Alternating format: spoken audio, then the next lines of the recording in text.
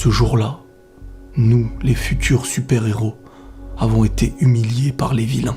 15 minutes après le départ des vilains, les ambulances et les pompiers étaient là. Sur 40 élèves, 15 sont inconscients à cause du gaz. 11 sont légèrement blessés. 13 s'en sont sortis indemnes. Un élève est porté disparu.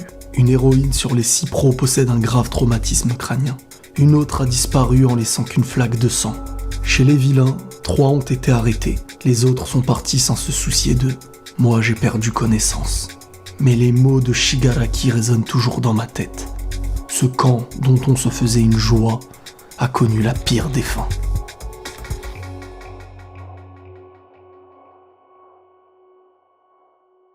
Ces quelques petites phrases, les amis, résument cet épisode qui, à mes yeux, est dans l'histoire de My Hero Academia. Alors, je le dis très souvent, hein, ça va être dans l'histoire, c'est dans l'histoire. Mais là, à mes yeux, on est dans l'un des épisodes qui est le plus marquant, le plus gros tournant, l'un des moments les plus tristes de My Hero Academia. Parce que on a kidnappé Bakugo. Ouais, j'ai mal à l'œil. Donc juste après, j'aurai un œil bizarre, mais c'est pas grave. On a kidnappé Katsuki Bakugo. Et de quelle manière?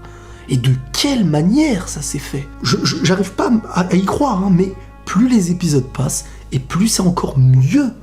Ça veut dire que, par exemple, des détails tout bêtes, moi ce que je peux reprocher à certains animés, c'est de faire durer une chose trop longtemps. Une chose qui était très bien emmenée, avec le lieu qui était le meilleur lieu. Ce qu'il se passe à l'intérieur est très bon, les personnages, les méchants, tout est bon, mais parfois ça dure trop longtemps. Mais là, dans My Hero Academia, ils ont fait la chose comme j'espérais. Il y a beaucoup de choses, mine de rien, que j'avais à peu près tilté, et ça se déroule un peu comme je le pensais. Mais ça, on va y revenir juste après. Mais quoi qu'il arrive, la tournure est très bien emmenée. Franchement, plus on avance, plus l'intrigue est belle, grande, plus il se passe plusieurs choses à plusieurs endroits. Par exemple, dans cet épisode-là, il se passe énormément de choses en si peu de temps. Alors, le camp termine en drame, la capture réussie des super vilains qui ont quelque part pris leur revanche.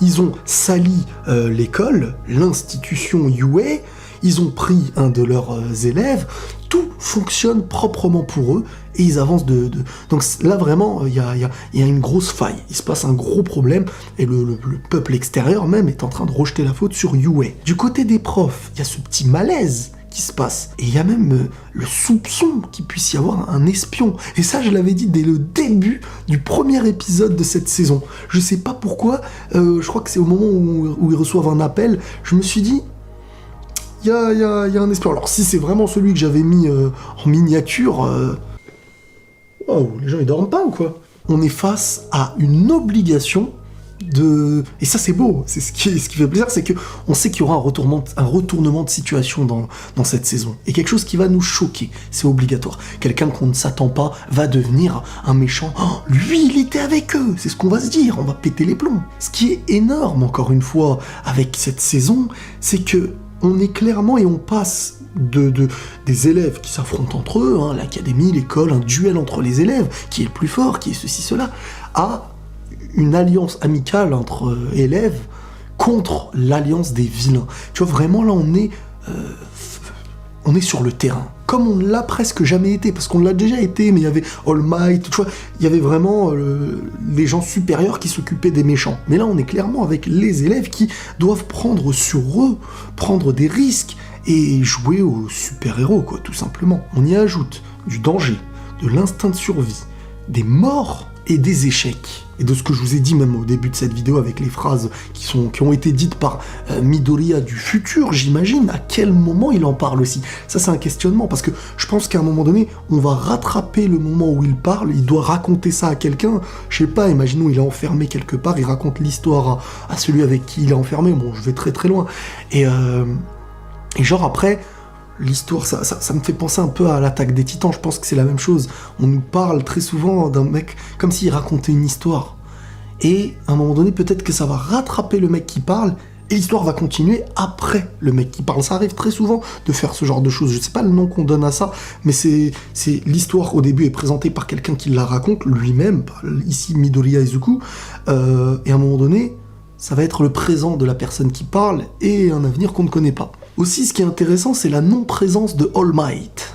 Ça veut dire que on nous montre aussi dans les épisodes que pour faire gagner les vilains, très souvent il faut que All Might ne soit pas là. Parce qu'à chaque fois que All Might a été là, il a pu sauver et faire ce qu'il fallait, du moins de notre côté. Et le fait que sa présence ne soit pas là, qui avait été expliqué par... en fait, s'il venait, les vilains seraient venus, il y aurait un gros risque qu'ils soient attirés, mais bon, même s'ils sont venus, quoi qu'il en soit, mais c'est intéressant parce qu'on ne fait pas toujours intervenir le plus fort et on laisse les profs actuels et les élèves face à un grand drame. Et c'est intéressant parce que s'il y a toujours All Might truc, ça devient dérangeant. Aussi, un petit détail dans cet épisode, c'est quand le directeur, même ils étaient en train de parler, il se peut qu'il y ait un espion et tout ça, le directeur leur dit « je vous fais confiance ». Alors je me suis dit « oula, maintenant on est à l'affût de tout le monde ». Je suis sûr que du début de la première saison jusqu'à maintenant, il y a des signes. Faudrait qu'on réfléchisse et qu'on voit à peu près qui pourrait être parmi les soupçonnés, quoi. Mais le directeur, avant que le téléphone de All Might sonne, allait proposer une solution et j'aurais aimé entendre ce qu'il allait dire. Il a dit bon, alors pour limite être sûr qu'il n'y a pas de je sais pas quoi là parmi nous, des taupes, eh ben on va, et boum, le téléphone a sonné. Donc c'est pas un hasard aussi cette phrase qu'il allait dire, je sais pas s'il va nous la donner après, mais il a l'air d'avoir une méthode ou quelque chose comme ça. Il se pourrait que la cachette des super vilains aurait été découverte. Alors, est-ce que c'est volontaire ou pas ? C'est ça qui m'inquiète. C'est est-ce que les super vilains se laissent tracer, que ça les dérange pas, qu'on sache qu'ils sont là-bas cachés, et que c'est un genre de piège en fait, qu'ils savent que les gens vont venir, ou bien est-ce qu'en fin de compte, ils ne savent pas qu'ils sont tracés. Est-ce que déjà c'est le bon endroit? Ça je sais pas, mais ça a l'air d'être... Ils ont l'air d'avoir vraiment découvert où sont les super vilains, donc ça peut être très très intéressant. Je me pose plusieurs questions parce que la discussion des professeurs qui sont au courant de la cachette des super vilains a été entendue par certains élèves. Donc les élèves aussi sont dans l'optique de se diriger vers le repère des super vilains. Donc ça nous laisse à croire que les élèves de leur côté vont faire un plan pour se diriger vers là-bas, et les professeurs de leur côté vont penser à aller là-bas. Les super-héros parce que c'est des super-héros, mais les élèves parce que ils se doivent de se comporter en super-héros et que c'est leur ami qui a été kidnappé, Bakugo. Alors la manière dont Bakugo a été pris, c'est parfait. C'est parfait, parce que quand on nous prend un personnage important, à un moment donné, il faut marquer le coup. Marquer le coup à nos yeux, marquer le coup aux yeux du mec qui le perd. Dans Naruto, Sasuke avec Naruto, et dans My Hero Academia, Bakugo avec Midoriya. Et là, c'était une scène avec l'émotion. Quand on voit le portail de... Comment il s'appelle? Kurogiri, hein, le portail de Kurogiri qui fait passer les super vilains, ça y est, pour rentrer chez eux, enfin dans leur repère, et ils tiennent d'une manière qui fait mal au bide, qui fait de la peine. Bakugo, limite, qui commence, voilà, et le portail qui se ferme de plus en plus devant ses yeux, avec la musique, et tu vois Midoriya qui son corps ne peut plus, donc, mais malgré tout, il essaye de le sauver en fonçant, et Bakugo qui lui dit limite, reste où t'es, quoi. Tu sens limite un petit lien qui, pour une fois, était passé, mais aussi à l'image de Bakugo sur quelques petits mots. On peut même analyser le fait qu'il est toujours dans une pensée égoïste à l'extérieur, mais quand on connaît le personnage, c'est comme Vegeta. Limite, je te préserve, ne te mets pas en danger. Et là, c'est à mes yeux le tournant de la saison, parce que on clôture ce camp de vacances avec un truc de dingue. Moi je dis chapeau. Je ne pensais pas accrocher vraiment à My Hero Academia. Moi je m'attendais pas à que ça ait une tournure aussi sérieuse en fait. Je pensais que c'était juste des gens qui voulaient devenir super-héros, il y a des super-vilains, comme on nous l'a présenté au début. Parce que j'aurais jamais pensé quand je vois les deux premières... Enfin, la deuxième sur la fin, elle commençait quand même à devenir assez dangereuse. Mais là on voit qu'on annonce un traumatisme crânien d'une personne, une autre qui a disparu, il reste une flaque de sang. Tu vois, on nous montre que clairement il y a du danger. Et c'est important dans un animé, un manga ou une histoire de nous montrer un danger avec tout plein d'ingrédients. Pour montrer le danger à celui qui regarde un animé, celui qui le vit, on va dire à l'intérieur, etc. Il faut des éléments, il faut de la mort, il faut des pertes, il faut le risque de se dire qu'on peut être capturé, être tué, et ça on le ressent bien actuellement dans My Hero Academia. Donc regardez un petit peu tout ce qui nous attend. Il y a un espion à UA.